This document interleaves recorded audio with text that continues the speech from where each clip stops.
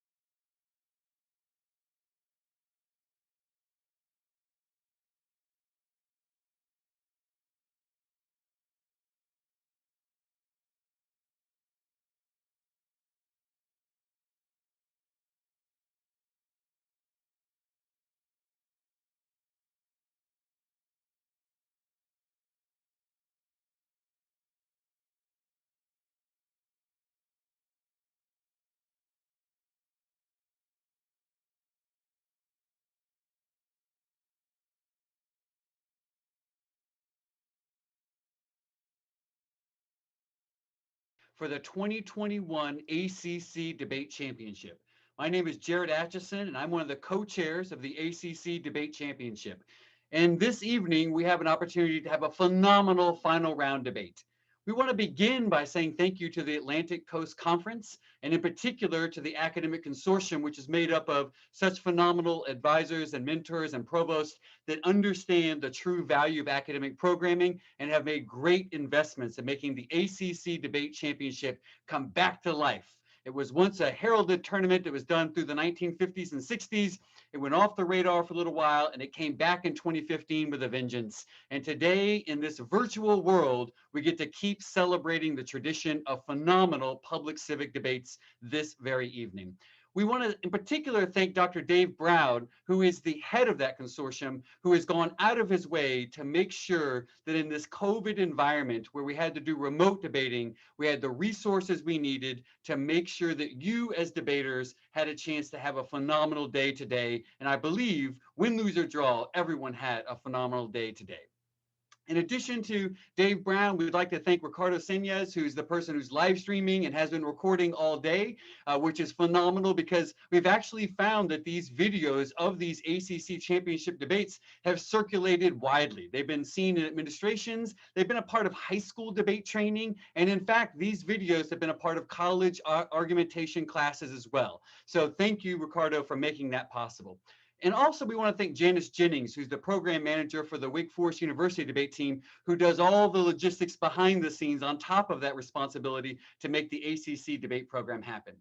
This evening, we are joined by a phenomenal set of judges. The chair for our panel this evening is Ed Lee, who's the senior director of Emory University's Alban W. Barkley Forum for Debate, Deliberation, and Dialogue. Joining Ed Lee will be Sammy Ripito, who is currently finishing her PhD in Communication Studies at the University of Georgia. James Rowland, who's the Senior Director of the Center for Civic and Community Engagement for Campus Life at Emory University and the Executive Director of the Atlanta Urban Debate League. Dave Romanelli, who's a Senior Instructor and Head of the Loyola Debating Society at the University of Loyola, Chicago. And Dr. Rebecca Steiner, who's an Assistant Teaching Professor of Communication Arts and Sciences at Penn State University. And of course, we're all here for the grand show, so we need to thank the debaters. This is going to be a phenomenal debate. On the affirmative this evening, we have Notre Dame representing the 2019 ACC Debate Championship. The same two debaters, Conrad and Patrick, won the last ACC Debate Championship that we were allowed to have in person, and they have the beautiful trophy on their campus ready to defend it tonight. On the negative, we have Wake Forest University, undefeated so far in the tournament, and the top two speakers of Ruby and Brianna. It's bound to be a phenomenal debate. The resolution is available at the bottom of the screen on the live stream, and for those of you in the room itself, you've heard it all day long. So without further ado, I'm going to turn it over to Ed Lee to kick us off for our final national championship debate of the 2021 ACC Debate Championship. Thank you. Congratulations to both teams. We are excited to have everyone here digitally, and let's get this debate started. The affirmative, Notre Dame. The floor is yours. Thank you. And before we get started, I want to say thank you to all of the organizers of this tournament, the wonderful judges we've had all day, everyone involved in the Notre Dame debate program that's been able to make our participation possible, including advisor Dr. Susan Omer, our wonderful opponents today, and of course, my partner, Conrad. Without further ado, we will get started. Because I believe the fight for justice everywhere entails challenging injustice anywhere, even in the ACC. My partner and I are proud to affirm that ACC member institutions should adopt a rule requiring them to interview at least one candidate from a marginalized group for all head coach and athletic director openings for their Division I sports programs. This is modeled on the NFL's Rooney Rule. We follow sociologist Louis Wirth's definition of a minority group as a group of people who, because of their physical or cultural characteristics, are singled out from the others in the society in which they live for differential and unequal treatment, and who therefore regard themselves as objects of collective discrimination. In the context of college athletics, as the Institute for Diversity in Ethics in Sport, or TIDES, has painstakingly monitored, this includes, but is not limited, to women and people of color. Our sole argument is representation. Subpoint A is that the status quo is unacceptable. Nichols reports in 2008 that despite plentiful coaching opportunities and the increasing proportion of minority student athletes, minority individuals have had an extraordinarily difficult time being interviewed for or hired to fill head coaching positions at the collegiate level. 13 years later, this hasn't changed. Dr. Richard Lapchick in TIDES found in 2020 that men's D1 head coaches are 86% white and 96% male. Women's D1 head coaches are 83% white and still almost 60% male. And athletic directors are 83% white and 86% male. This is especially problematic considering that in sports like college football, a major moneymaker, the Journal of Blacks in Higher Education found that over 50% of players are African American, whereas in 2008, only 4.2% of head coaches were minorities. Fortunately, subpoint B is that our plan works. Adopting a rule requiring ACC member institutions to interview at least one minority candidate will expand diversity in the coaching ranks for three reasons. First, it reduces noise. Professor Cynthia Du Bois of Northwestern University wrote in 2015 that adopting a mandatory interviewing policy simplifies the decision calculus, as schools know they have to interview at least one minority candidate up front. Du Bois continues that this requirement to take minority status into consideration decreases the effective inevitable constraints, such as time frame, lack of consensus criteria, and input from outside sources on the hiring process, and therefore increases the likelihood that a minority candidate is hired. Second mechanism is social pressure. Requiring schools to interview minority candidates increases social pressure to hire said candidates, Du Bois explains. And in the NFL, fans have even purchased billboards to encourage their franchise to hire a minority coach. Third is overcoming the bias effect. Du Bois explains that when forced to bring a minority candidate into the room and give them a seat at the table, athletic programs are then given an opportunity to reflect upon their own implicit biases and realize when the minority candidate can be best suited for the position. Cumulatively, mandating that schools interview minority candidates increases diversity, and this is borne out empirically. As Nichols finds in 2008, that after the implementation of the Rooney Rule in the NFL, minority head coaching ranks increased empirically by 250%. Du Bois, in her statistical analysis controlling for a number of confounding variables, found that a minority candidate is between 19 and 20% and 21% more likely to fill an NFL head coaching vacancy in the post-Rooney era than the pre-Rooney era. And finally, Madden and Ruther in 2011 find that the performance premium for minority coaches, which is evidence of discrimination, since it indicates exactly how much better minority coaches need to be to get and keep their job, disappears after implementation because it has to do with relative treatment of coaching candidates. This is the best and most direct measure of discrimination in the field. Subpoint C is that this impact matters. There are three impacts to increasing representation and diversity in head coaching and athletic director positions in the ACC. First, fair and equitable representation. Equal consideration is a right of equal membership in society, and denying certain people substantive access to positions that represent the pinnacle of their profession is an expression of racism and sexism, pure and simple. Second, it also creates perceptions of efficacy.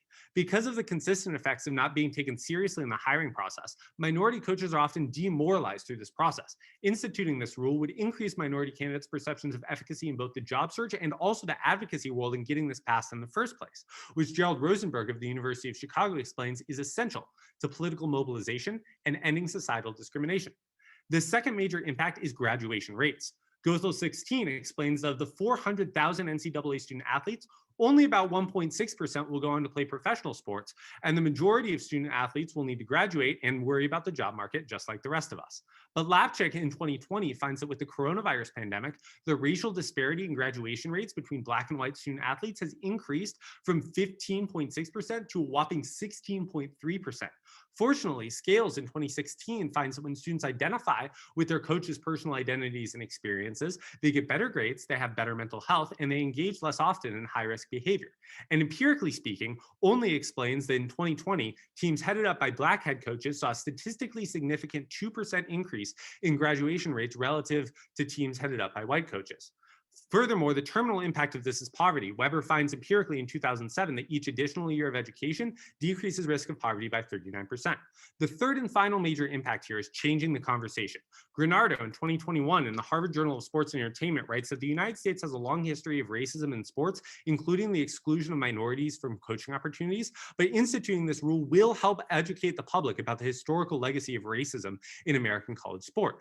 Kaufman and Wolf in 2010, furthermore, identify 4 embedded dimensions of sports that have strong implications for a progressive and activist political orientation: social consciousness, meritocracy, responsible citizenship, and interdependency, and argue persuasively that talking about sports itself can serve as a vehicle for societal change. And Nichols furthers in 2008 that bringing attention to the problem through the establishment of this firm rule will pressure administrators into doing the right thing when the next opening occurs. The days of sticking to sports are over. As a recognition that the ACC can and must have a social conscience, we urge a vote for the affirmative.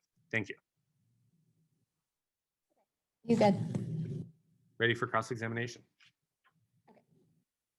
You said the word marginalized group in your plan and minority throughout your speech. The NFL allows candidates to self-select whether they are minorities. Who does the selection for who is a minority for the affirmative? We don't specify this, but we do give a straightforward account in the principle that we're defending here of, what qualifies as, belonging to a marginalized group. I guess my question then gets to what if a candidate and the university disagree? Well, it's unclear. It is unclear to me what role the university would play in this. I would anticipate that any disagreement would be between a university that thinks that it's satisfied its requirement and the ACC, which may think that it has not satisfied its requirement, and anticipate that this would be worked out through the normal adjudication process for complaints and appeals. When there are already tons of barriers to success, why is it so important for an athlete who is struggling to get a coach who looks like them? I'm sorry, can you repeat that question? So when there are already tons of barriers to success, why is it important for athletes who are struggling to get coaches who look like them? Because so empirically speaking, we can see that it matters because it has to do with boosting graduation rates. As sort of a theoretical account of the mechanism through which this operates, we would explain that because of student athletes' substantial time commitments, they spend so much time, sort of character formation time, with their coach that it really does matter whether it seems like they're working for their coach or working with their coach. This ties into the explanation of the problem with the major racial disparity, in particular between the money-making college sports for which the athletes are unpaid and for which the head coaches and athletic directors are compensated greatly. Well, so let's be specific. What groups of students are most affected? Do you want me to say like African Americans or like swimmers? I'm not following. Swimmers? I don't know what I want you to say, but I didn't expect that. Okay, I want to talk about your pressure arguments. So how does the affirmative cause like endorsement of social protests and really discuss the legacy of racism within the US? So this is the second mechanism that Du Bois indicates or identifies. And this explanation is that by making a sort of firm, substantial, and public commitment, this articulates an ideal to which ACC member institutions can be held to, both by formal processes of accountability, as well as informal processes, that is, social pressure from the campus community, the local community, and the rest of the The Du Bois study is about Fortune 500 CEOs and offers like zero proof of effectiveness of the Rooney Rule within sports. Do you have any evidence about success of the Rooney Rule within sports programs? Yeah, so that would be the 3 statistical observations, the 2 studies, and then the Nichols just straight up 250% increase evidence. All of these give accounts of why, using a battery of statistical methods, the Rooney Rule can be shown to have increased minority representation in head coaching in the NFL. Okay, is there a mechanism to prevent sham interviews? Like, could a school be penalized for interviewing but never hiring candidates? There is a mechanism for penalizing sham interviews, although it's unclear to me that you'd use that sort of effects-based test. I anticipate it would, like in the NFL, it has to do more with sort of the comparative, length, manner, people who are present in the interview. So to say it more specifically, what incentive is there for schools to just hire whomever they want and then fill the quota of the interview? So yeah, the argument here is that the ACC can enforce the penalties here against states that violate by conducting only sham interviews. Okay.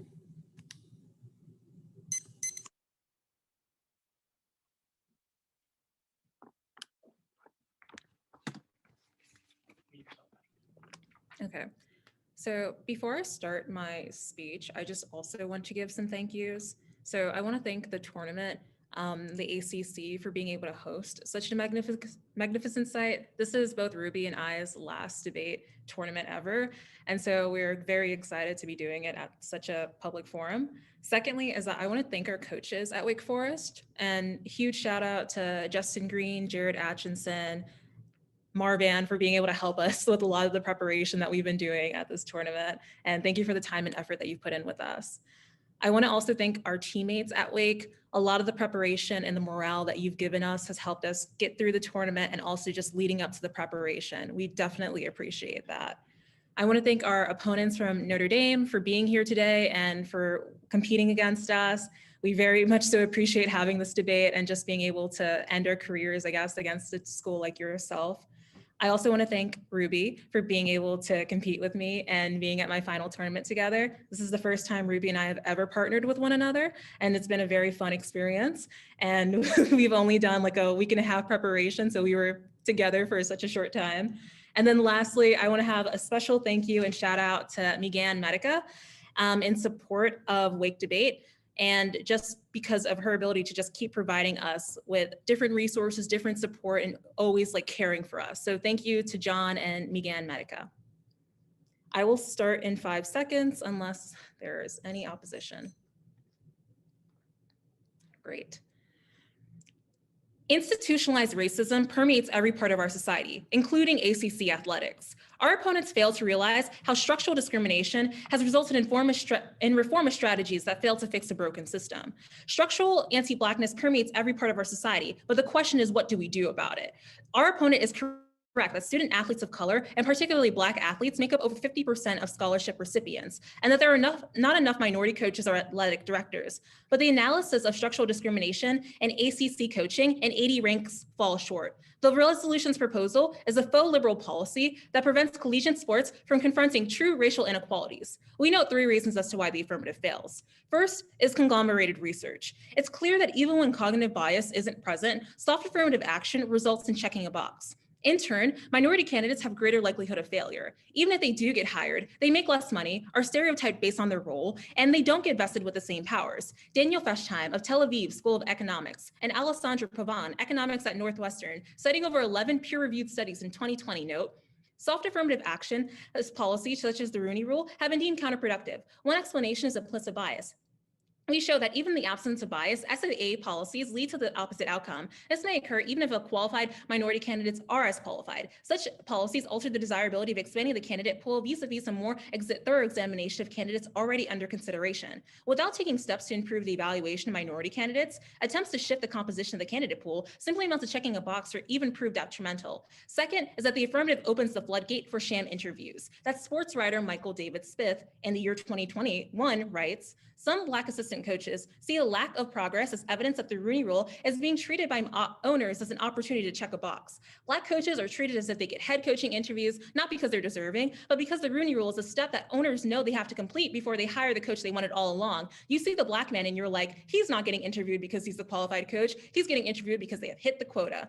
This also answers some of the particular arguments that the affirmative is going for about how the plan sparks noise or that the plan creates diversity. All the plan does is that it creates this ruse or this guise of liberalism in which coaches feel like they're included, but in actuality, a lot of the coaches are just being put in place in terms of sham interviews. It allows for more coaches to feel invalidated rather than validated by the asked proposal. Third, we oppose the affirmative rule in the resolution, which allows for a broad category of minority candidates to be hired. This category of minority allows the Ted Cruzes of coaches, those with partial Cuban descent, to take the jobs of Black coaches. It is highly unlikely that those who claim minority statuses would ever be questioned. If you think a rule should be adopted, it should be one that rejects the resolution's use of the term minority or people of color, and instead we should make a rule that requires at least one Black coach to be interviewed with a special incentive for Black women. So particularity is always key. Phil Barber, reporting for Vice News, explains this problem of the Rooney Rule in 2016. The Rooney Rule demands that each NFL team interview at least one minority candidate, but the league, like universities and corporations and municipalities, like all of us really, have no idea who classifies as a minority. Who would fit the bill? Eugene Chung, who's Korean American, Sean Desai, who's of Indian descent. It's reasonable to think that they would all satisfy the Rooney Rule. What about Jeff Garcia, who inherited his ginger features from his German-Irish mother and his last name from his Mexican-American father? It's clear that the league relies heavily on the Fritz-Pollard Alliance to identify candidates. Those names are self-identified.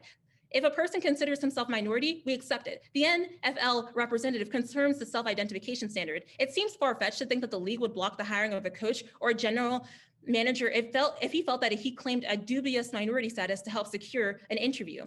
We note a couple of disadvantages to their resolutional approach. First is that Black student athletes, in particular Black men, are more likely to not complete their college degree. As the affirmative has said, having a Black role model coaches is especially important so that athletes are making the most out of the money from the university. Cassandra Ramsey reported in 2018 that colleges may be failing to provide college athletes with a well-rounded experience due to the racial disparities between players and coaches. This is especially true with regards to D1 football and men's basketball players and their coaching staff. Students must be able to look around their environment and see relatable examples of success. Secondly, is that the affirmative is operating through a rainbow coalitional guise. They group people of color together, making vague coalitional arguments while obscuring that different racial groups have different agendas and historical animosities. It also sends a message to society over the superiority of whiteness, Only until we confront our past can we ever have effective forms of coalition.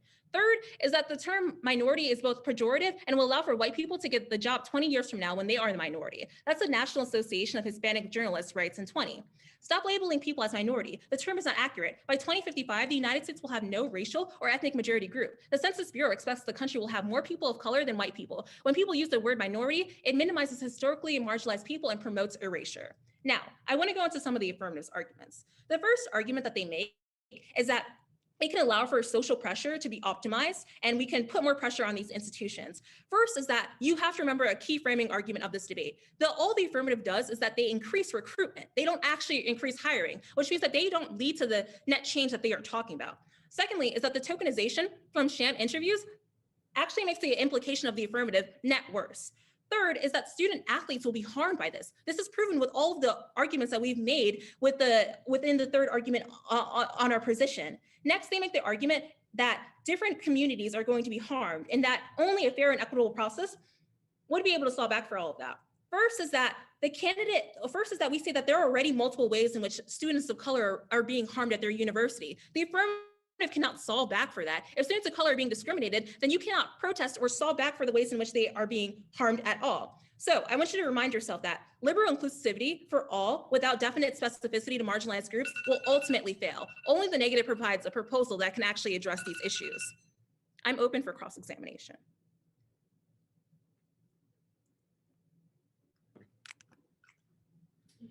Wonderful. Oh, I'm so sorry. I don't know if you said anything. My thing was muted. All good. We'll start now. I want to start by talking about the first on Pavan evidence. You seem to characterize this as empirical. I want to confirm that this is a theoretical economic model of crowd out in soft affirmative action policies. Is that right? Yes, it's a theoretical piece of research that was done, but it cites over 11 peer-reviewed research that aren't purely theoretical. Right. But first on Pavan's economic model is novel.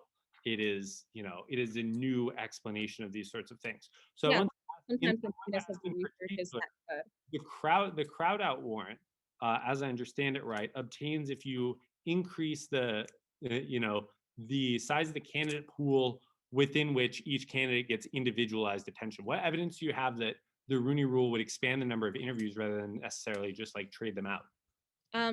So I'm confused. That's not connected to the Tel Aviv question, right? Because that's not the argument or the evidence that we read for that. So the evidence that we read for that is from Michael David Smith. We said that it allows for the crowd out of different minority candidates because Black coaches are treated as if they get some type of validity or validation, right, when in actuality, people hire white candidates behind their back and just falsify minority candidates by putting them into the pool. Right.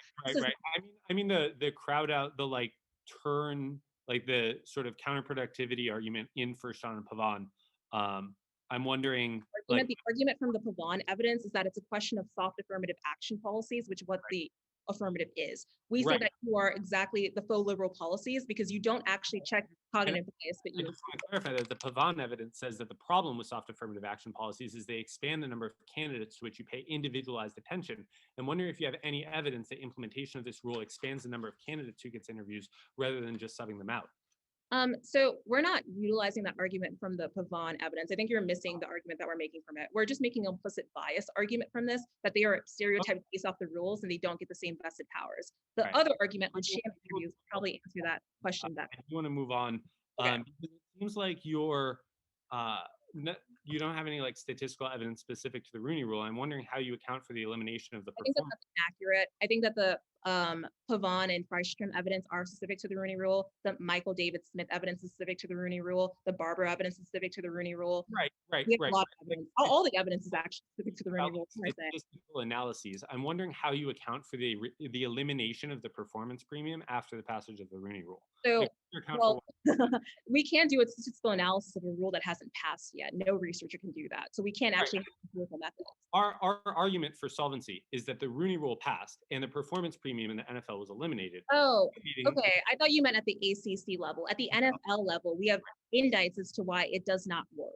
Like the sham interview argument. Not the elimination of discrimination in the hiring process. What's your explanation for why the performance premium was eliminated? We have reasons as to why the recruitment process ultimately fails because it stigmatizes and tokenizes Black coaches. And it also allows for us to never, like, it justifies more forms of implicit bias. Okay. So I just want to make sure I have your advocacy right. You defend sort of a strict requirement that ACC member institutions interview a Black candidate for every open head coaching and athletic director position? We agree. We say that particularity is key. We don't think that the affirmative is particular. Rather, your definition in the first speech was minority includes people of color and it includes women. We think that that is bad. Okay. You also criticize sort of the popular understanding of minority, whereas we defend sort of a very precise sociological understanding of the term. Do you think that we're bound to like, contemporary understandings of the words in the resolution, or can't we parametricize, can't we, define these words in a, academically sophisticated manner? Well, I don't see why the counterexamples or like the narrative or the evidence that we prove is not like academically sophisticated, but also we have specific insights as to why it's bad. Right. Okay. Thank you.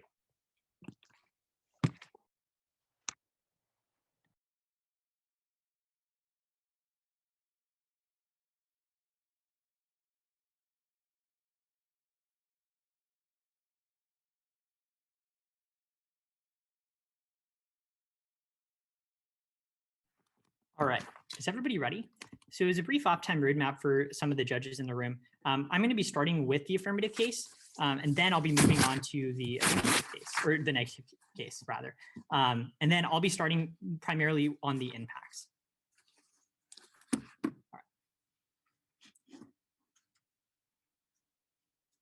The most important argument in the round comes from the fact that we are the best way to activate political activism. My opponents have not responded to some of the analysis we made in our impact evidence, is that even if their critique of liberalism is true and that liberal incremental reform is bad, we are a way of empowering the individuals, in particular individual subjectivities, who are oppressed by systems of oppression via the affirmative plan.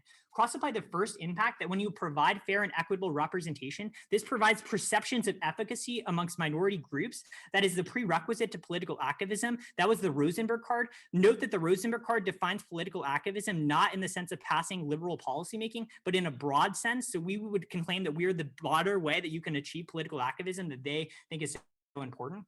Also, on the third impact, recognize our impact isn't like doesn't stem necessarily from like more minority candidates actually going into positions of power. Rather, that the way in which the Rooney Rule would be passed would create a public conversation on the basis of the historical legacy of racism has in America. Like think about like going onto Sports Center. There's all these kind of like pundits that talk about sports, right? And sports is a reflection on society. They've not once responded to those arguments. And so when you change something in the sports world, they will have like pundits talking about, hey, why was this rule passed? And that is what our argument is when you spotlight issues of racism, this is a prerequisite to changing people's implicit biases and solving the problem. Go to my opponent's arguments. Their first argument talks about how there's cognitive biases. There's a couple of problems here. The first argument is that we solve for cognitive biases and that cognitive biases affect people not being able to get interviewed in the first place. And that was the Nichols evidence, is that minority candidates aren't able to get interviewed in the first place.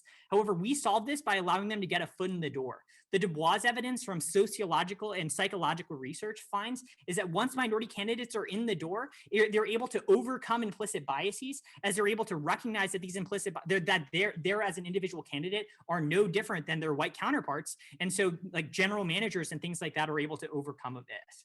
The second argument is that the empirical data disproves their argument. We think a really good proxy for measuring implicit biases is the performance premium. And that was the evidence we read at the bottom or in our first contention, which is basically just the fact that like before you have to be like a Bill Belichick level candidate to get hired in the first place. But you in reality, you would expect that the average or marginal minority candidate would perform at about the same as the marginal white candidate. And you see that after the Rooney Rule, the performance premium disappears, which shows that minority candidates don't need to get all like artificial preferences to move forward. On their arguments about sham interviews, I have a couple of responses. My first response is a sham interview is better than no interview at all. Our Dubois evidence from our third link on our subpoint B identifies that the problem is getting candidates in the door in the first place. The second argument is you can turn the argument against my opponents. Here's the comparative. It's far better to have the Rooney Rule than not the Rooney Rule. In the status quo, minority candidates face a closed door where they're not even able to be interviewed in the first place due to factors outside of their control. With the Rooney Rule, individuals would be able to bring Title VII suits against employers who conduct sham interviews consistently. They might say, look, I'm overqualified for this position, but they still gave it to a white coach, right? At the end of the day, we're the best way that we're able to solve for sham interviews and increase representation.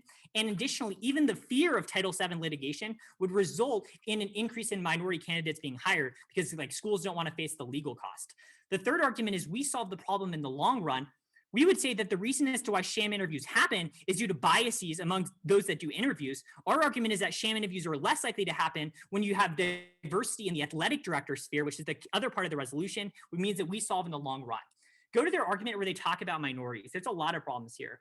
Firstly, the way in which we define minority is not in the same way that they define minority, right? Our Lewis-Worst evidence is a sociological evidence that accounts for the role that social power plays. So their characterization that white people will become the minority by 2050 is just a misunderstanding of how things have operated. Think back in the 20th century, white was once defined as white Anglo-Saxon Protestant. The reason why we're called the Notre Dame Fighting Irish is because Irish was not included in the definition of whiteness. However, whiteness is constantly adapting, and it's a question of social power. And so you include things like Irish descent so that they can always maintain power. And so our argument is that this definition fundamentally excludes it.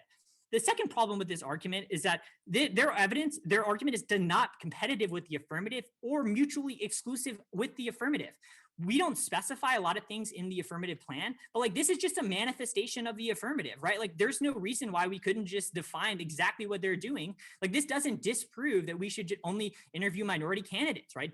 Explicitly saying that one word of the resolution is not true. Therefore, we should be able to access all of the same benefits is not exclusive, right? So at the end of the day, you can do both, right? Or you could just do the alternative as a version of the affirmative. The third argument that we'd like to make is that public pressure would solve back for this argument. So you might think that Ted Cruz is going to say he's a minority candidate, or Elizabeth Warren is going to say that she's indigenous, but public pressure solves, right? Elizabeth Warren faced tremendous public backlash for saying she was indigenous. People were like, look, you're probably not an indigenous person. So at the end of the day, the status quo would solve back for that. But ultimately, right, look, this argument, doesn't really get at the core of the topic, which is just whether or not we should interview individuals who are excluded from systems of power. We think that this is a good way, and at the point in which they've dropped all of the evidence about how political activism happens as a result of the affirmative plan, it's very clear, right? Also, they really just didn't ask us to specify in the affirmative, so we could take this on as an advocacy, really cool. This is just a version of the affirmative. This is a version of interviewing at least one minority candidate. There's no reason why this doesn't affirm the resolution, and at the end of the day, that's a reason why you should vote for the affirmative in this debate. Are you good for cross-examination? Yes. Okay, I want to start off on the arguments that you had against our alternative. You say that the term minority itself can be, reevaluated and accepted and embraced. Our question is about the particularity of utilizing Black people. Why didn't the affirmative talk in particular or specify to Black people? We do specify to Black people, right? We talk, a lot of our evidence is about how Black individuals are excluded. Why didn't you specify the policy to Black people, I guess? Right, we could have done that. You could have done that. You didn't do that. Why didn't you do that? Because we think that, for example, right, Black people experience oppression, but there's other groups that also experience oppression, right? For example, you need to look at the intersection of power and the assemblage that power takes in particular. Where do you read other evidence about those other groups? Yeah, we do. So I'll give a couple of examples, right? So the first piece of evidence we read was the Nichols evidence. That talked about how there was discrepancies between white and not white candidates, right? So that says, including, but it's also communities of color more generally. Under that category of non-white, though, how do you know the cross comparison between the discrimination that happens Asian Americans, Black Americans, Hispanic Americans? What was the methodology to show that? Right, but your definition of minority by only looking at Black candidates ignores the Latinx women who are LGBT, right, should probably deserve the same consideration under the resolution. Okay, we don't necessarily affirmative garner interest from those groups of people. Where do you prove that those groups of people are interested in the policy of the act? I mean, we prove that those people are being excluded from college coaching ranks, even though that they're. Where is the interest? That was the evidence. Let me pull it up. So it's the Lapchick evidence that make these sort of specifications between different minority groups, and we specified in the context of prove desirability. So my question is, what does the affirmative do to attract minorities, the groups that you're talking about, to elite sports? We address minorities like kind of throughout, like the solvency evidence, right? Also, like our argument is like, for example, like just because a Black man experiences oppression, they shouldn't be coaching in like a women's sport, right? So like your definition of what that only minority Black can men coach in women's sports. they shouldn't be privileged over like certain subject, like certain identities, like women, right? Like we should say that you should prioritize like Black Okay. women, Yeah, but right? why Like can't Black men coach women's sports? we like they can like for example, like there's plenty. That's fine. I have a follow-up question. What does the affirmative do to attract minorities to elite sports like golf or wrestling when there are already few minorities there? What do you do to attract them to the pool? Again, our definition of minority allows for like to play the sports. I'm not asking questions about definitions of minority. I'm asking questions about levels of attraction and desirability. What do you do to attract your people to the recruitment pool? Does this because we say that when you see individuals in positions of power, that incentivizes people to like go play that sport, right? Like if I saw that there was like No, it's not a question about athletes. What do you do to incentivize coaches to want to go to those elite sports and actually work in those elite sports like golf or wrestling? we say that the interest is already there, right? People are What applying. evidence do you have? How many Black coaches are in golfing or in ACC golfing? You know, I don't have that specification. But, like, let's talk about like Those are when- predominantly white sports that are expensive, in which there lacks Black people. What do you do to incentivize them to go there? like Black candidates to go into like predominantly sports that like Are they expensive, typically white, and that they are not there. What do you do to incentivize that? so our argument is that right That's fine. these people are already applying, right? Like we like that's our argument. Or it's like You're asserting applying, but you're not providing evidence. But I have a follow-up question, or a different question actually. Political activism, I guess, what does the affirmative do to incentive, like, where does the affirmative prove that media, journalists, and all of them are paying attention to ACC sports? that like Notre Dame versus Clemson and ACC showdown was like the highest like streamed like sporting event. But where do you prove that they pay attention to the recruitment process? We would say that like constant media attention and like the ACC is a Power 5 conference.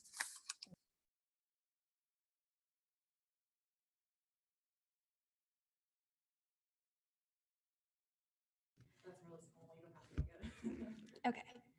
Sorry, I just want to quickly echo Brianna's thank yous to everyone putting together the ACC and judging, making it a wonderful tournament, to our teammates and coaches, to Notre Dame, to Brianna for being an amazing partner. I'm so happy to be debating with you here, and to McGann and John Medica for making all of Wake Debate possible. I'm very grateful for all of you. And then with that, I'm just going to start my speech if everyone can hear me. Okay. The affirmative creates a veneer of change, but allied structural anti-Blackness that permeates institutions and ultimately fails to spur broader societal shifts.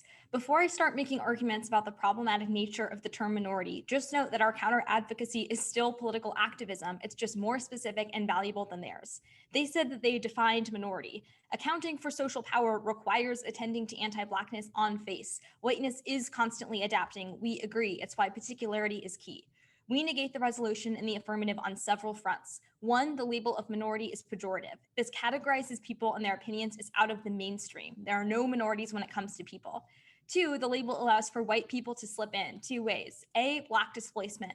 The term minority allows coaches like Jeff Garcia, whose grandfather was Mexican American, but every other part of his family Irish, to take the place of a coach like Eric Bieniemy, who can trace his heritage back to slavery. Black men are the most likely to be student athletes who drop out of college and are massively overrepresented in the sports that bring in revenue. Having role models who look like Black athletes is simply more important than having a waspy coach who happens to have some Mexican American heritage. B, white protection. Demographics mean that white people will soon be the minority within 20 years. The affirmative then offers them a shield to white people to make sure that they are interviewed in the future. Third, their coalitional approach papers over the historical legacy of slavery. This debate is fundamentally, should we endorse a Black Lives Matter approach to politics that forefronts anti-Blackness, or should we take a coalitional approach that considers discrimination of white Cubans alongside the historical legacy of slavery? The latter always puts questions of anti-Blackness on the back burner.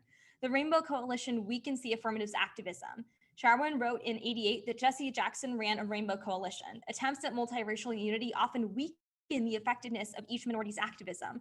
The term people of color is intended as a substitute for partisan names like Black, Asian, and Latino, which emphasize the differences between different minority communities. The phrase is only definable in opposition to white. Words like Black or Latino emphasize that different minorities have as much independent reality as whites. Socially, the term is meaningless. Each group tends to experience discrimination in different degrees. Racism against Blacks has been institutionalized in a way that it hasn't for other groups. The history of race and ethnic relations has a long, long way to progress before groups can simply join.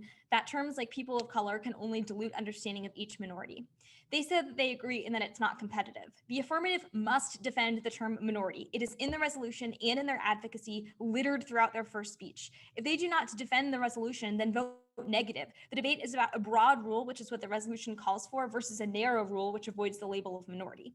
Public pressure does not prevent universities from hiring who they want to, because plenty of sports programs, even within the NFL, have already done so, and even under the quota from the Rooney Rule.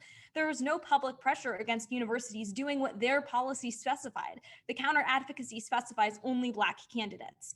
What is best for Black student athletes should be considered first and foremost. The big sports of basketball and football bring in the vast majority of revenue. Those sports are overrepresented with Black athletes. It is young Black men and women who bring in over $400 million a year, yet they are the very people who are most likely to not complete their college degree. They made these arguments in their speech and in the cross-ex that a coach is the person that athletes spend the most time with, who leaves the most lasting impression, and it is essential for an athlete's mental health and future success. We'll agree that it has been proven that having a coach who looks like you is most likely to produce success for the athlete. Privileging those who are struggling the most but providing the biggest benefit to others is the only ethical act. Anti-Blackness must be centered. Marcus Garvey pointed out over 100 years ago that no matter where in the world, the darker a person's skin, the more likely they are to face obstacles from society. This is profoundly true in America. Black coaches make far less than their white passing counterparts, are far more likely to be fired, and are viewed with greater skepticism when considering their qualifications. Black students are more likely to have worse housing, funding for their schools, and parents who are struggling to provide. Our society needs to reckon with this history, and a broad rainbow coalition that harkens back to the Reagan years of the 80s is no way to get that done. The negative should have counterproposals that negate the resolution. We have negated the societal symbolism of the term minority, negated the coalitional politics associated with the term minority, and negated what it means to offer a rule based on minority for Black coaches. Debates about coalitional politics are productive. Having a public debate about whether it is better to start with Black only or a larger coalition is a debate our society needs more of. We have had the same conversation of, is this mediocre rule better than the status quo, too many times in our history to count. Doing nothing in the face of diversity problems is also highly problematic. Their argument is either that you get the status quo or the affirmative. The negative should get the status quo or a competitive option. It is not okay to simply sit idly by and tell the public that your only option is to endorse a racist status quo or an anti-Black policy. Learning about opportunity costs is also a valuable public lesson no matter your profession. Now, they divide movements. Black Lives Matter is the most prominent organization pushing for societal change. Starting from the question of anti-Blackness better addresses how racism functions, and the counter-advocacy is worth it. 2 reasons. 1, it would force a conversation internally within movements. Too often, voices from Black folks have been pushed to sidelines. 2nd, it would be good for Black athletes because their rule allows for white passing coaches or coaches of mixed Asian descent to take prominent positions of power that do not have the same effect as hiring a Black coach.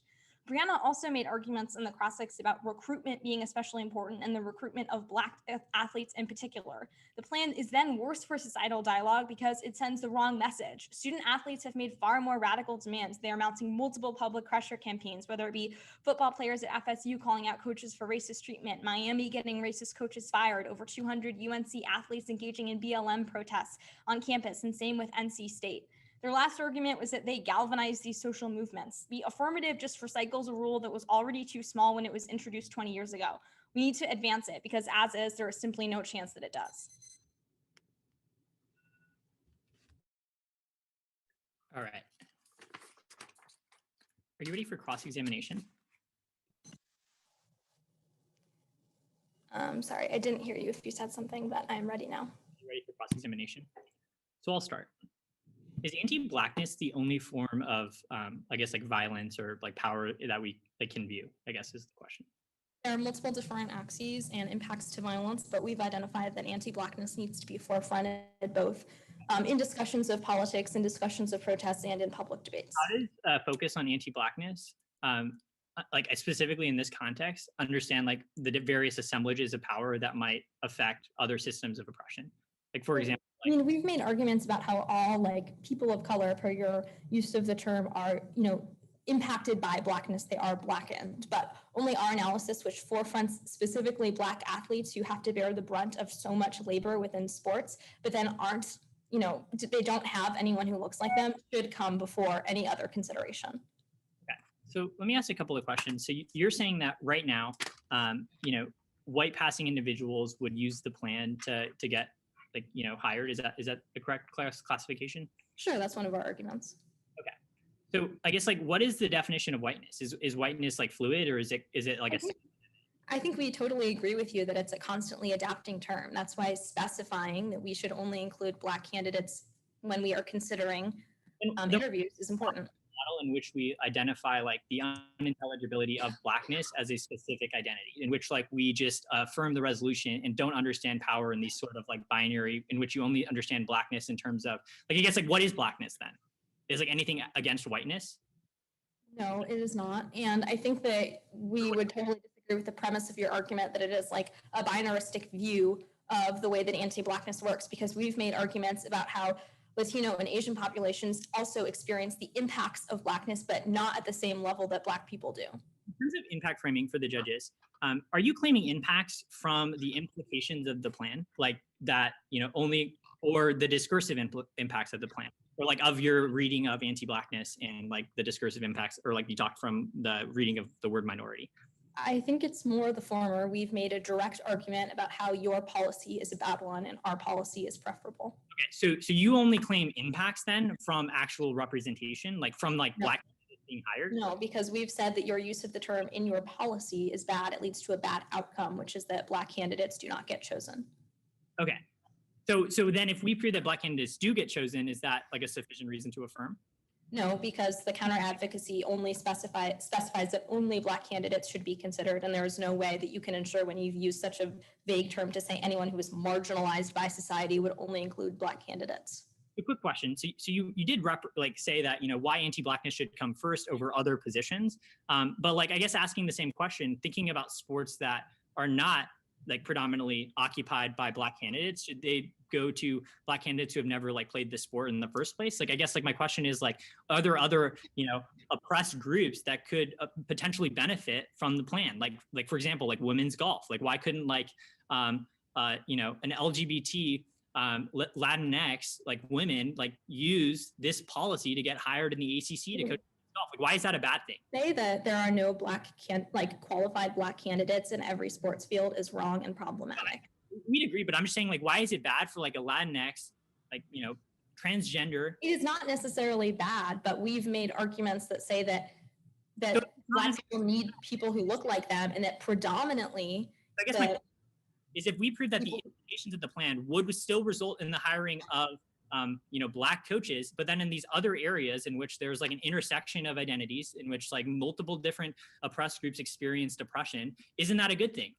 You cannot mandate that, and the only people the only advocacy that can mandate that is voting negative. Isn't that a version of the affirmative? Isn't that mandating that a minority candidate? It is less than what you've advocated for, and it's directly debating and negating your idea of minority. All right, we'll take prep time.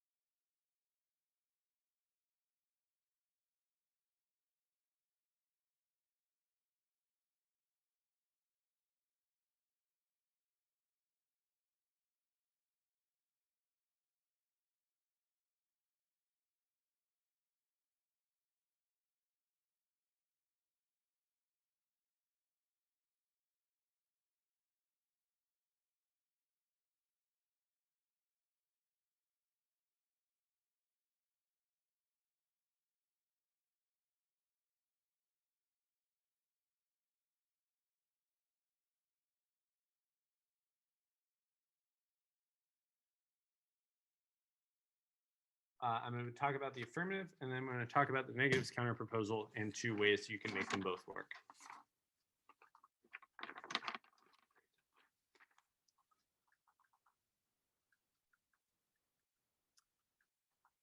Thank you all again for watching this far in the ACC 2021 championship debate. And since we seem to have lost sight of it so far, I'd like to remind everyone of the resolution we have at hand today.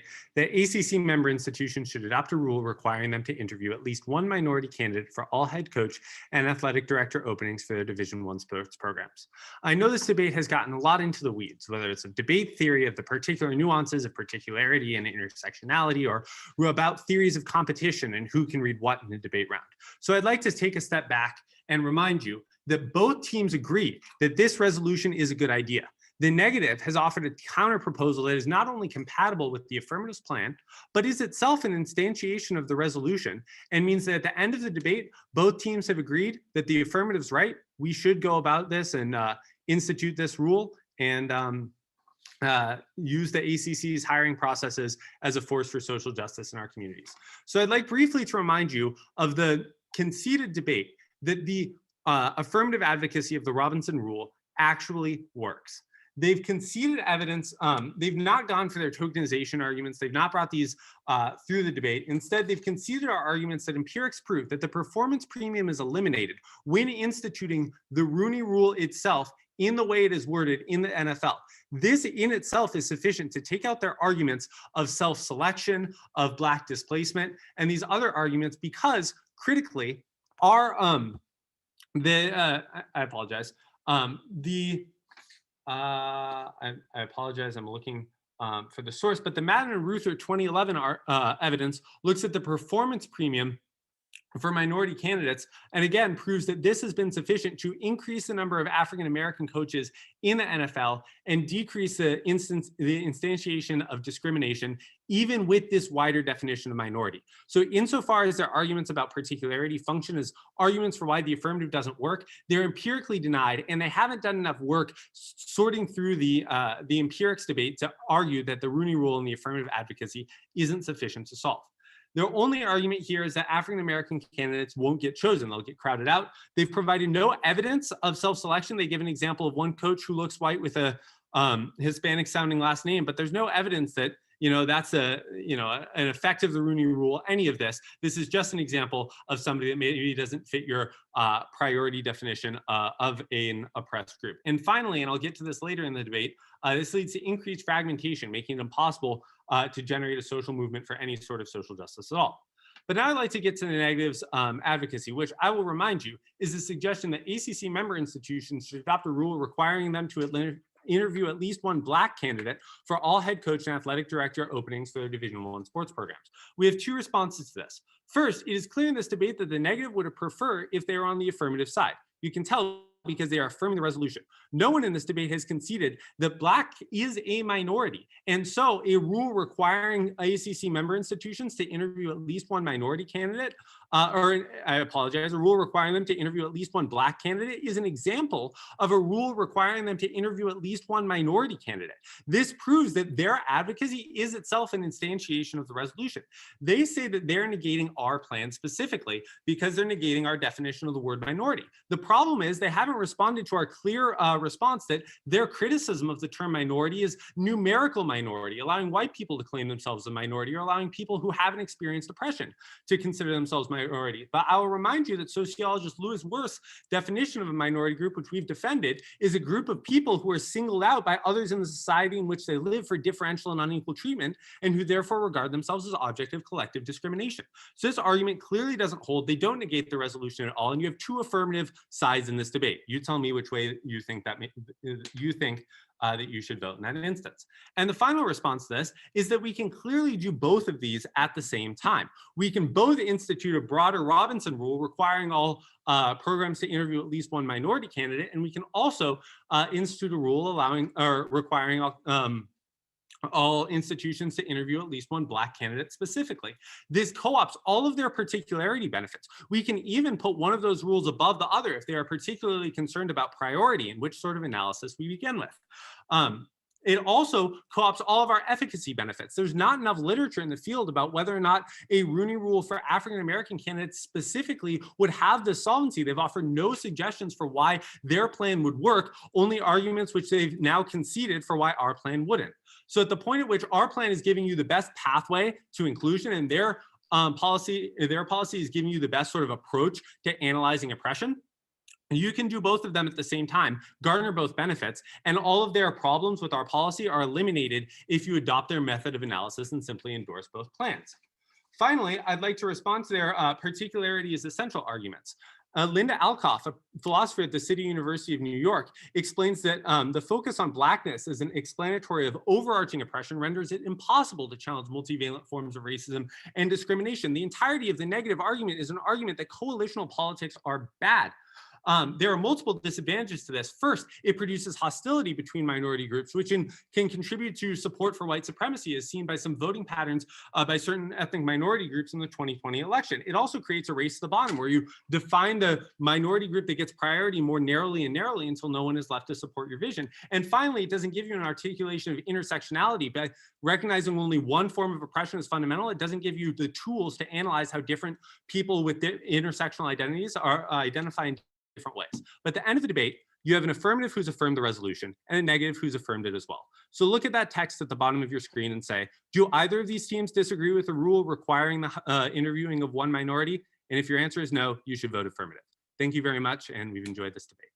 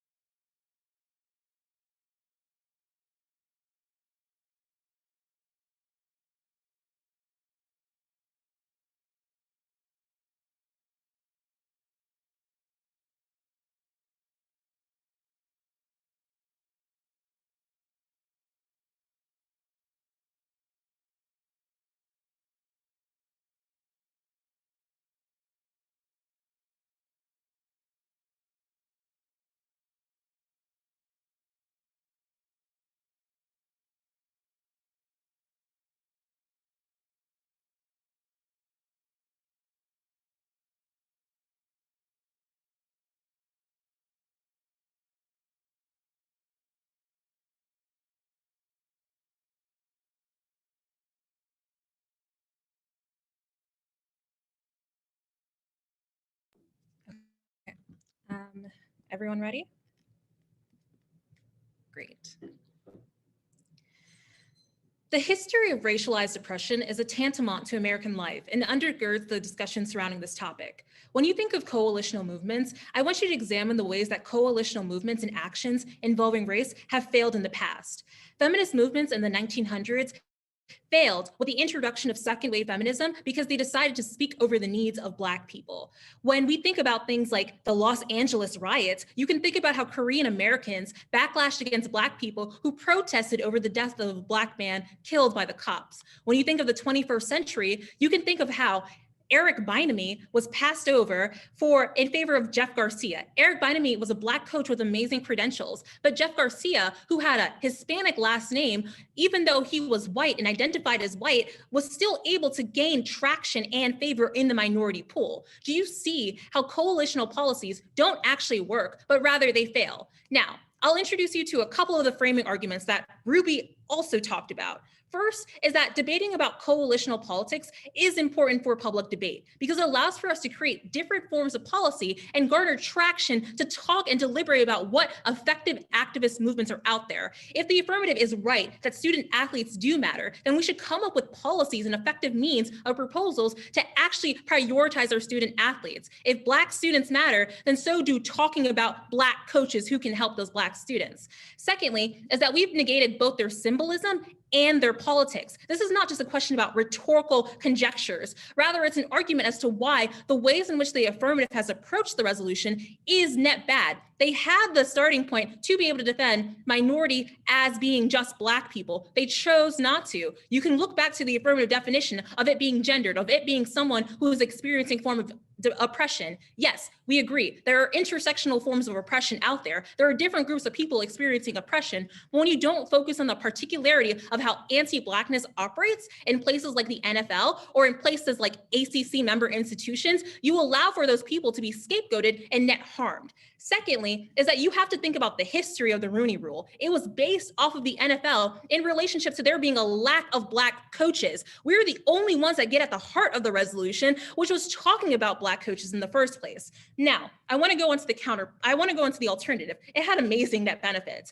Even if you want to vote for the affirmative, there's a litany of reasons as to why the term minority is just problematic. The first reason is that the term minority allows for them to adopt a rule in which they aren't explicit about naming conventions. It allows for white people who are Cuban Americans like Ted Cruz to be able to occupy a space in which they take on the role of minority and take away jobs from Black coaches. Do you see how white Americans can sometimes manipulate movements and rules in benefit of themselves? This was empirically proven with the evidence that we read both in the 1NC and the 2NC. Secondly, is that it causes the same type of rainbow coalitionist politics that Ruby was indicting. It allows for us to say that we shall include everyone without talking about the particularity of oppression that happens to different groups of people. By doing that, you can never focus on the ways in which that oppression operates, and so we can never actually have real and damning conversations. We say that if this is really a public debate in which is a question about arguments about how can we explain things to people, then we should care about what can we do with those conversations.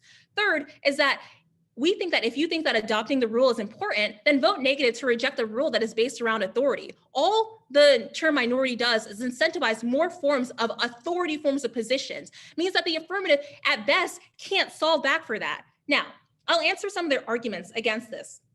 First is that they make the argument is that at best it's like an amendment.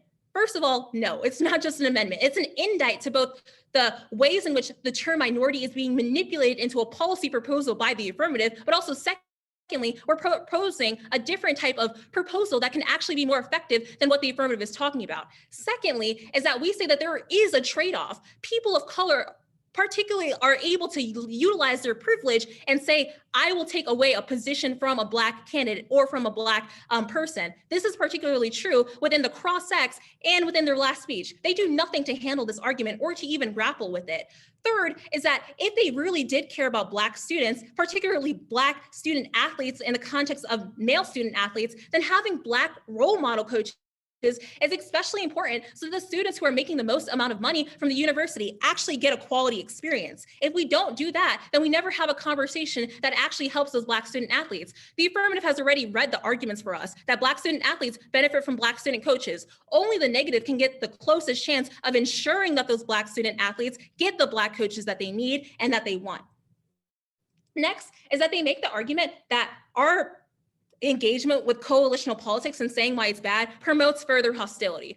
First is that you have to take into consideration that no movement has happened historically that has not angered some white people. That is the only way in which we have garnered traction within the status quo. That is the ways in which we have forms of change and whether or not we can and spur forms of radical action. Secondly, is that even if it does promote hostility, we can ensure that Black candidates do get the role that they are talking about because we are particularizing polarizing our conversations towards them, which means that only the negative does a better form of analysis for how we can even get there in the first place. Third is that they make an argument about how we lack forms of evidence. I've given you a litany of examples as to why we have the evidence necessary and also why we solve better than what the affirmative is talking about. Remember, at the end of the day, liberal inclusivity ultimately fails absent us having a specificity to the different racialized dynamics. And only the negative does that by prioritizing Black conversations.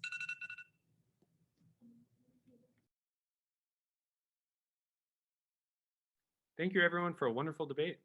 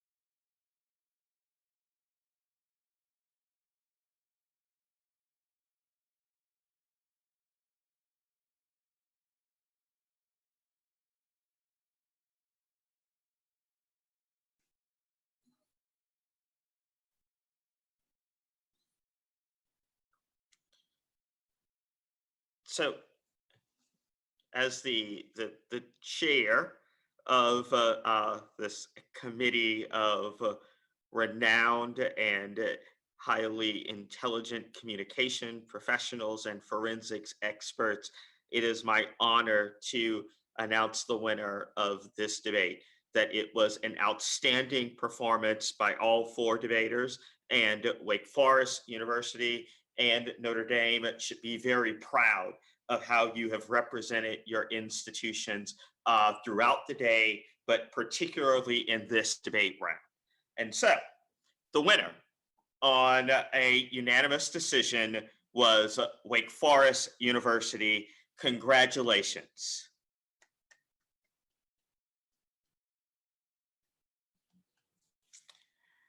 And I will start the conversation here. And one of the most of my decision actually, I think, goes back to an earlier part of the conversation in the debate, where I thought in the 2AC that you foregrounded a strategy that centered around the compatibility of your advocacy of minorities with the negatives advocacy of focusing on Black folks, and that you thought that there could be some combination of those that would effectively resolve some of the concerns that the negative was proposing. I thought that the place that also informed a lot of my decision was the cross-examination.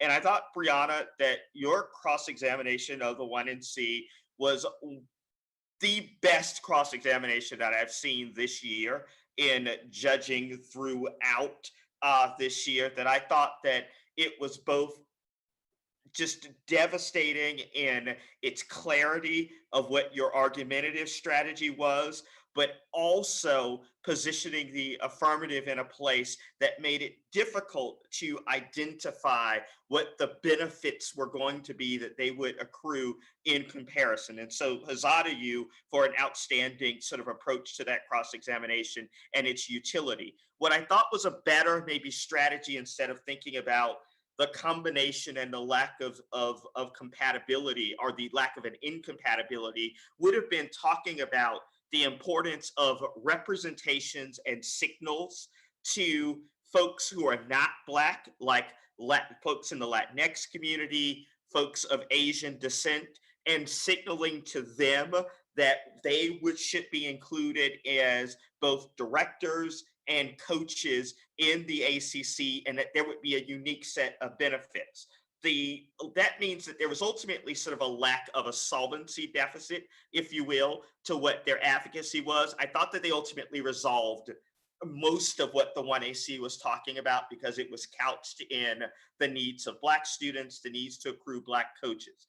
And so there were three things that I had to resolve, and ultimately was whether or not it was best for us to think about minorities in general, whether it was better to focus on just Black candidates, or the combination of Black and minority candidates. And the reason I concluded that just Black candidates would have been better than the other two was that the combination of minorities, or minorities and Black folks, gets us back to the question of how do we make a choice, and who do we prefer? And that this Jeff Garcia, I think my mind went to Robert Saleh, who was just hired for the New York Jets, that we tend to prefer candidates and people who are closer to fitting what we establish as the norm. And the norm being that is closer to whiteness. And so if we allow for it to just be minority candidates, there's a risk of squeezing out Black candidates, and the existence of minority and Black still poses some of that risk. And so some identification of what a solvency deficit would have been, where there would be benefits for minorities beyond Black folks, would have been very helpful for garnering a ballot on the side of the affirmative. But with that, it was an outstanding debate. And so I will turn it over to my other colleagues to discuss their rationale.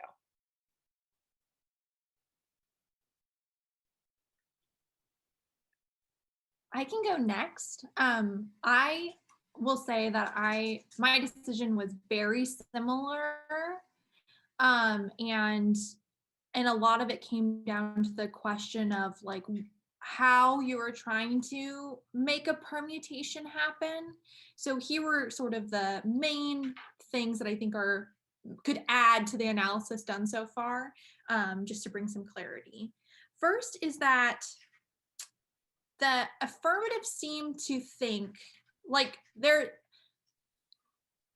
seemed to be like a discrepancy as to like what would happen in the plan, but just the fact that you use the word minority in the wording of the policy was the link for them. And so for you to be like, well, they could interpret it in different ways, that might be true, but that doesn't disprove their arguments about how whiteness can alter those definitions. And so just kind of a misunderstanding of what the actual policy would do with the definition that you forwarded ended up kind of really determining what those impacts could be.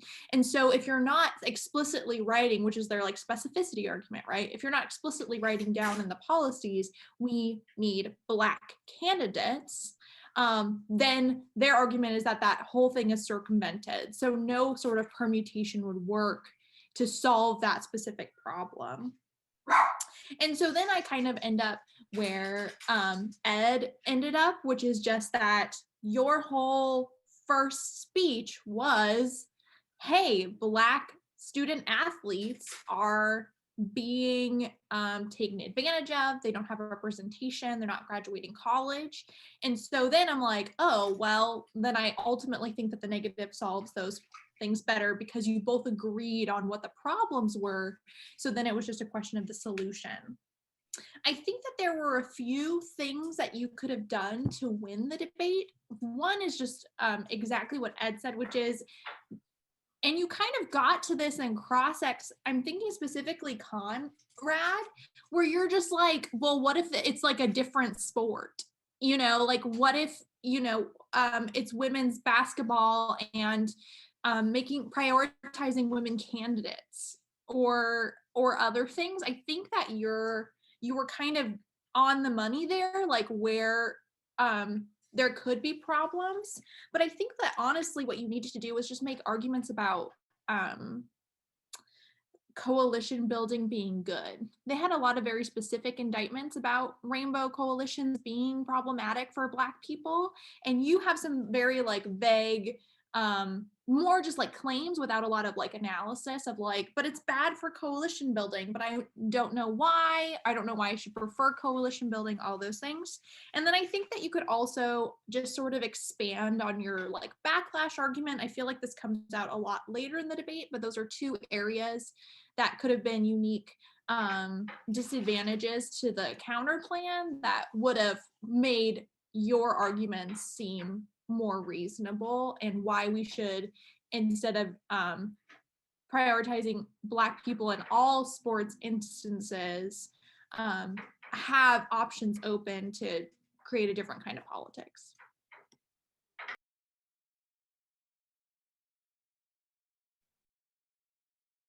I'll jump in. I've never really had a loss for words, and I won't start now. So let me just say what my two other colleagues have said before me. This was an amazing debate. Okay, I just want to just say I am extremely happy and honored I had a chance to spend part of my Saturday getting to watch all four of you in action, and that's not, and for that matter, all the students today. So everyone that I got a chance to watch today, great debate. But in particular, it was a reason why this was the final round of this debate, and it was clear based upon the performance of all four of you. So kudos to you. Magic fingers, whatever the case you want to give, that you would like to give, you are all deserving of all of that. And I can't wait to see what the next chapters of you all's lives look like. So when y'all are like super famous, or I turn on the TV and I see y'all, I will not be surprised. So I just want to just say that at the forefront. In terms of this debate, both of my colleagues have already said a lot in terms of that, but I do think that really debate fundamentally comes down to like, can we do both of these things? And should I do both of these things? Could we do both? Yes, we could. Fundamentally, we could do it, but should I do it, or would I want to do it? And the answer is no. I wouldn't want to do it in the context for many of the reasons that they've given in terms of how it doesn't address these questions around anti-Blackness. It doesn't solve for the major impacts that have been articulated from the 1AC.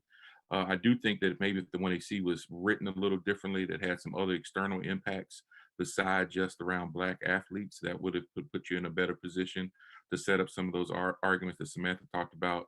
Conrad, I was kind of looking for, I thought you had a place there when you start, well, let's talk about these other sports where representation may be important in those places.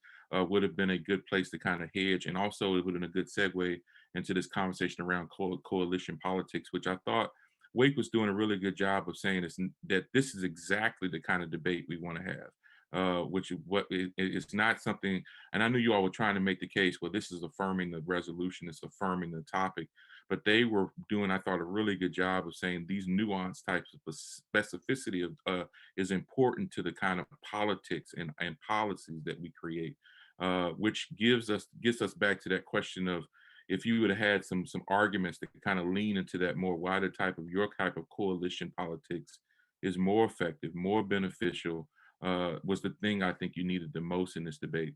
And then the arguments that you have at the end, Patrick, with the questions around hostility, I just think they happened too late in the debate. This was an example of a debate where I wish there actually was some more speeches. I was like, man, we could have had this debate. It I think would have flushed out some of the nuances of those arguments. Those arguments seem to have been the basis of where you could have created some offense, but they just happened to, and then it allowed Brianna, obviously, to do what she did best in this debate, is really kind of frame your arguments as, look, this is just another appeal to, white folks getting upset, and that's not, and that just kind of reinforces their narrative around anti-Blackness. So terrific debate, amazing debate. Y'all are just amazing young people, and I feel good about the future. Okay, really good. Now I'll turn it over to my other colleagues, Rebecca and David, if they have some other words they'd like to share. I definitely agree with everyone that this has been a wonderful example of a debate and a finals debate. I've attended this tournament since it started, and it is always one of my favorite tournaments of the year for a variety of reasons. And this was an excellent example of a finals debate where, what they say, the ACC debates and everybody wins. So some of the particularities in the debate that mattered to me have already been said, and some things I might add about, I think the affirmative team spent a lot of time in the final rebuttal really focusing on, both of us agree with this resolution, the negative is an example and we are much the same. And I was not really on the same page with that. It makes me think about in Ruby's speech when she said that, the affirmative has made a choice to defend the wording that is in the resolution, that's in the plan, that is in your speeches throughout it. We've asked some questions in the cross-examinations about what do you think minority as a term means. And we also think that as a negative team, we should not be forced to defend the status quo if it is not great or racist. And we also don't want to be locked into the same conversation where the affirmative may win debates with a mediocre rule that does improve the status quo a bit, but is not the best option out there. So for me, I would have liked to see the last affirmative rebuttal spend a little less time talking about how we are the same, they didn't, win the flip when we both can't be affirmative. And I would have rather heard more arguments for what's the disadvantage to the interview Black only candidates approach that the negative is now advocating for. And I agree with some of the other judges who've said perhaps you are onto something with there are other sports or other underrepresented groups who are qualified for and interested in head coaching or athletic director jobs, but just aren't getting the interviews now.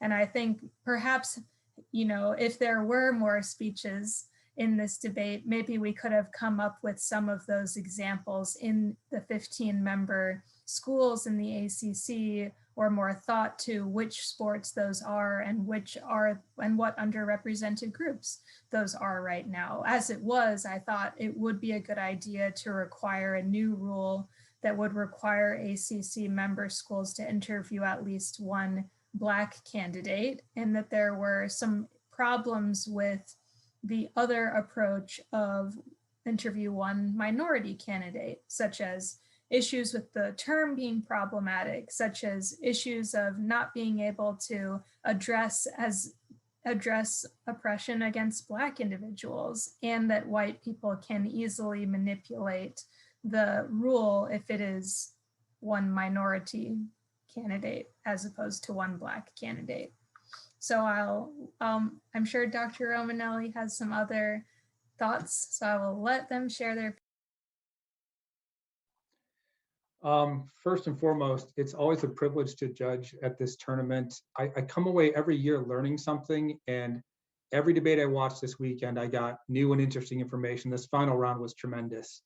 I really liked the comment Brianna made in her last speech, because it's what I've been echoing, that this is a public debate and this is the place for this conversation.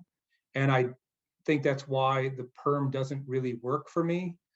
And I do think that the advocacy of the affirmative starts out great, but I think the decision to move towards largely focusing on the perm gets you away from the discussion of social movements and coalition building, where James indicated that he'd like to hear more of that. I would have loved to hear more of that too, because I think that's really important for us to discuss, is how we make real social change. It's an issue we're discussing in high school debates this year, and I think every debate almost. So I do think we started to get a lot of that valuable discussion, but in the end, the affirmative case, as everyone said, seems to talk about two major sports in which Black athletes in particular are damaged by the lack of representation at the coaching level. And I just think, like everyone seemed to agree, that the negative gets us there more clearly and would have that desired impact, plus some of the other issues that everyone's brought up. I won't belabor the point. We've been here a long time, and I think everyone's clearly explained why we reached the decision we reached. But once again, a tremendous job by everybody. Congratulations to both, and we will turn it over to our co-chairs of the ACC tournament to conclude in the way that they see best. Just want to say thank you to the judges. Everyone, a round of applause for the judges. They do such a phenomenal job every year, and it really is a labor of love to care about that. Thank you all so much. If we could now, please, let's have the four debaters remain with their cameras on for Zoom, if you are up for it, so we can document this Zoom era with some screenshots of what it looks like to be debating this way. So thank you all so much, and hopefully next year we'll be back in DC with the beautiful cherry blossoms doing these debates in person. In the meantime, stay safe, everyone.